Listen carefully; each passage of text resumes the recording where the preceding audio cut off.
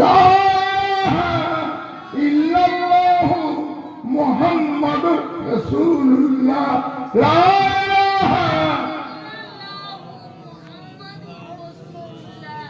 ये सच है गिलाफ है काबा दुर्गम की खुशबू आती है अल्लाहुम्मा सल्ली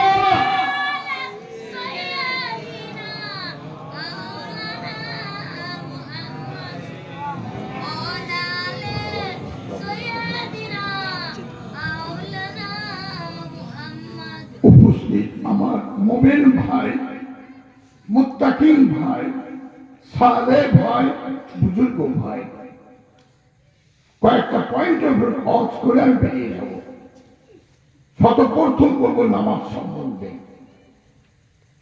যত ইবাদত আছে হাদিস পাকে করতে আছে যত ইবাদত আছে সবচেয়ে বড় ইবাদত হচ্ছে নামাজ আর যত জিকির আছে সবচেয়ে বড় জিকির হচ্ছে লা ইলাহা জিকির আর যত তেলাওয়াত আছে তেলাওয়াতের মধ্যে সবচেয়ে বড় তেলাওয়াত হচ্ছে কোরআন শরীফ তেলাওয়াত করা তাহলে আপনি মুসলমান আমি মুসলমান আপনি মুসলমান আমি মুসলমান আপনার আমার কর্তব্য কি যেটা আল্লাহ পাক ফরজ করে পাঠিয়েছেন সেটা আদায় করা পাঁচ ওয়াক্ত নামাজ পড়া আর রমজান মাসে রোজা রাখা পাঁচ ওয়াক্ত নামাজ যদি আপনি বাড়িতে পড়েন 27 গুণ সব আপনার আমল নামায় লেখা হবে না আর আপনি যদি মসজিদে যে যদি আপনি নামাজ পড়েন পাঁচ ওয়াক্ত নামাজ আপনি যদি পড়েন আপনার আমল নামায় প্রত্যেক অর্থে 27 গুণ সব আপনার আমল নামায় লেখা হবে এই জন্য উলামায়ে কেরামরা মুহাদ্দিসিন হুজুররা ফুলফুরা পীর সাহেবরা আলেম উলামারা গুরুত্ব দিচ্ছেন কিসের উপরে জামাতের সাথে নামাজ পড়ো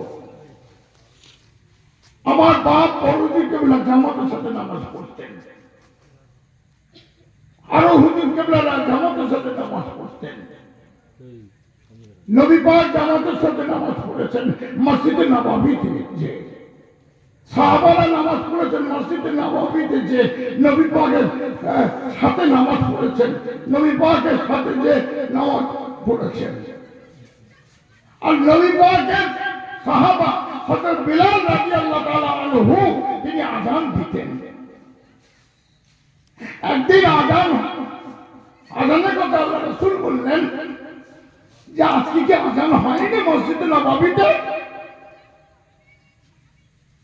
আজকে আযান কি দেওয়া হয়নি উপস্থিত সাহাবাদেরকে জিজ্ঞেস করলেন বললেন সাহাবারা বললেন হুজুর আযান দিয়েছে আযান হয়েছে তো হযরত বিলাল আযান দেয় না আল্লাহু আকবার সুবহানাল্লাহ হযরত বিলাল রাদিয়াল্লাহু তাআলা আনহুকে আল্লাহ পাক বলার আওয়াজ দিয়েছিলেন মক্কা মদিনা শরীফে বলে মদিনা শরীফে সবাই শুনতে পেত সকলে বলুন সুবহানাল্লাহ সুবহানাল্লাহ তা ভাই আমার দোস্তরা আমার 14000 হাদিস জাল সাব্যস্ত হয়েছে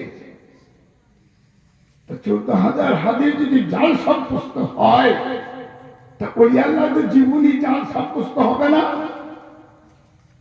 আকলে সেলিমকে জিজ্ঞেস করবেন ভালো মন্দ নিজের আকলে সেলিম আল্লাহ পাক দিয়েছেন নিজের আকলে সেলিমকে জিজ্ঞেস করবেন যে কি করছেন আপনার আমার হায়াত কিন্তু অনেক কম হযরত নূহ আলাইহিস সালাম 900 বছর বেঁচে ছিলেন হযরত আদম আলাইহিস সালাম 1000 বছর বেঁচে ছিলেন হযরত ইব্রাহিম আলাইহিস সালাম 250 বছর বেঁচে ছিলেন বুঝেছেন কথা আর আপনার আমার নবী 63 বছর হায়াত পেয়েছিলেন তার মধ্যে 40 বছর তিনি চুপ ছিলেন 40 বছর পর্যন্ত তিনি চুপ ছিলেন তারপরে 40 বছর বয়সে তিনি নবুয়ত পেয়েছিলেন আর 23 বছর তিনি দিনের কথা বলেছিলেন। তো হযরত নূহ আলাইহিস সালাম দিনের দাওয়াত দিয়েছিলেন। 40 জন পুরুষ মানুষ আর 40 জন মেয়ে মানুষ হেদায়েত হয়েছিল। আর আপনারা আমার নবী দিনের কথা বলেছিলেন। দিনের কথা মদিনা থেকে শুরু করেছিলেন, মক্কা শরীফ থেকে শুরু করেছিলেন। এই দিনের কথা দুনিয়ার এক প্রান্ত থেকে আরেক প্রান্তে পৌঁছে গেছে। এক দেশ থেকে আরেক দেশে চলে গেছে, আরেক দেশ থেকে আরেক জায়গায় চলে গেছে। তাই শায়ের বলছেন গারে হিরা সে निकली वो नूर की सवाएं, एक दिन पुल नूर कर दिया। अल्लाह रसूल যখন মক্কাবাসীরা অত্যাচার শুরু করে দিল, কাফেরদের অত্যাচার সহ্য না করতে পেরে রাতের অন্ধকারে আল্লাহর হাবিব গায়ে হেরায় যে থাকলেন, সঙ্গে ছিলেন হযরত আবু বকর সিদ্দিক রাদিয়াল্লাহু তাআলা আনহু। বুঝেছেন কথা? বুঝিটা আমি যাচ্ছি না, অশ্বরাই গেলেন। ওই গুহার মধ্যে কবুতর ডিম পেড়ে দিয়েছিল। গুহার মুখে মাকড়সা জাল করে দিয়েছিল। আর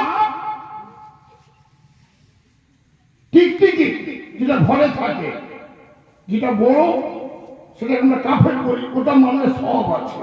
আর যেটা বাড়িতে থাকে ওটাকে নিয়ে আপনার বাইরে ফেলে দিবেন, মারবেন না। ওই টিকটিকি আওয়াজ করেছিল,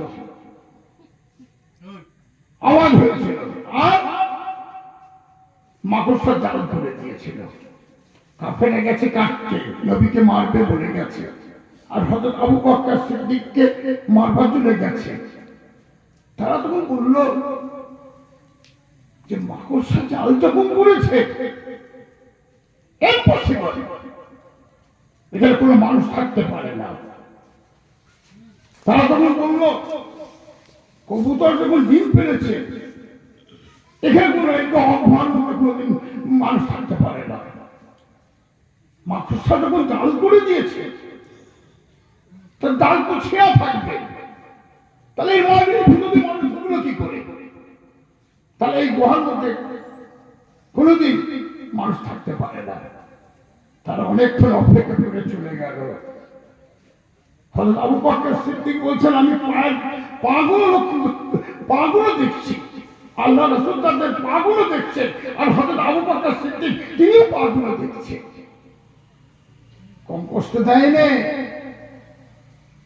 নবীকে কম কষ্ট দেয়নি কাফের মুশরিকরা। তখনকার যুগের কাফের মুশরিকের কথা বলছি। ফট করে আমার হিন্দু ভাইদেরকে বলে বসবেন না, আমরা তো যাকে তাকে কাফের বলে বসি। এই শিক্ষা নবী পাক দেন নাই। ভাইরা আমার, দোস্তরা আমার, তখনকার যুগের কাফেরদেরকে উদ্দেশ্য করে বলছি। তাই বাসীরা এমন মার মেরেছে, নবী বেহুশ হয়ে গেছে, গা দিয়ে রক্ত বেরোচ্ছে, পাথর ছুঁড়েছে, এমন পাথর মেরেছে নবী বেহুশ হয়ে গেছে। হযরত জিবরাইল আলাইহিস সালাম বলছেন আল্লাহ হাবিব, আল্লাহ বলেছেন যদি আপনি বলেন তো পাথর দিয়ে ওকে মেরে দেব।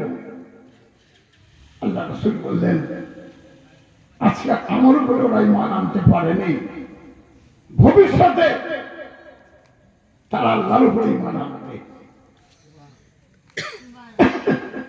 আমি বদদোয়া করবো না, তাই বাসীদের জন্য আমি বদদোয়া করবো না।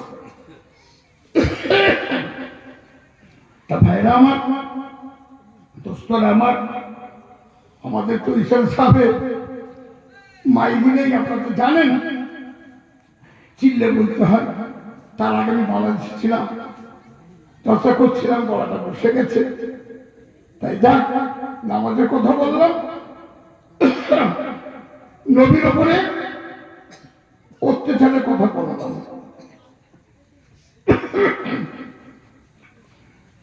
এবার বলবো রোজার সম্পর্কে বলি, আমি শেষ করে দেব।